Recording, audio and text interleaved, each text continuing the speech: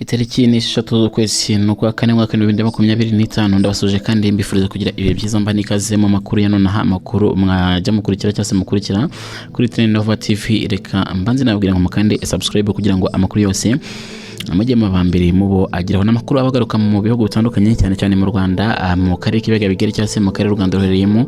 Ayo makuru yose cyagureze neza cyane gatanu kuri gatanu nko kuri inshuro ngiye kubwira inkuru zitandukanye, aho ndaza kukubwira ko polisi y'u Rwanda yafunze abakekwaho ubwambuzi bushukana anogomo ibyo ngibyo byabereye mu karere ka Rubavu.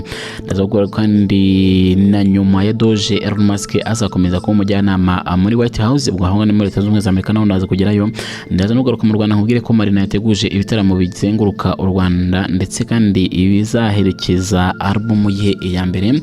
Iyo nindi nkunda zo kubwira mu myidagaduro. Ndaza kubwira kandi n'abanyarwanda batangiye kwitegura Kigali International Peace Marathon, iyo nayo ndaza kubwira ni nkuru nyinshi. Ndakubwira ko ndaza no kwerekeza Karongi nkubwire ko hegitari zigera ku 2000 zigiye kwagurirwaho nyine ubuhinzi bw'icyayi. Ndaza no kukubwira ko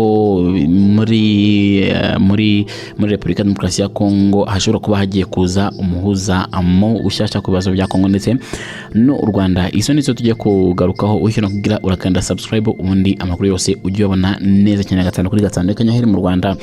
Mu Rwanda mu karere ka Rubavu polisi yafunze abakekwaho ubwambuzi bushukana ndetse n'urugomo.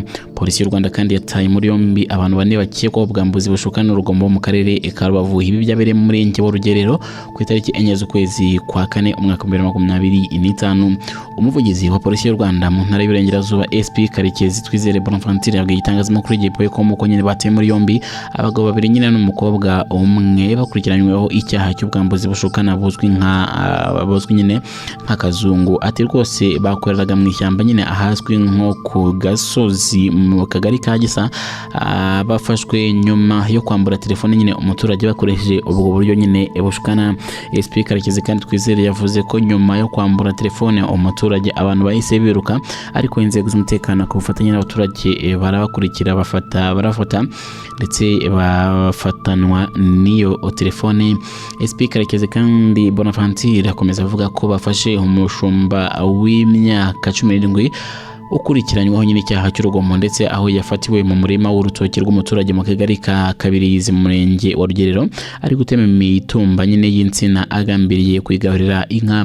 SP Karekezi kandi yahoneyeho gusaba abaturage kutishora mu bikorwa by'ubwambuzi bushukana n'urugomo kuko atari inzira nyine yabageza ku majyambere. Yavuze ko ibyo bikorwa kandi biganisha ku gufungwa ndetse no gusubira inyuma kuko bakoresha amayiri yo gushuka abandi ndetse bakabambura ibyabo cyangwa se kubangamira ubuzima abandi. Ari ibyaha kandi bihanwa n'amategeko, niko uyu SP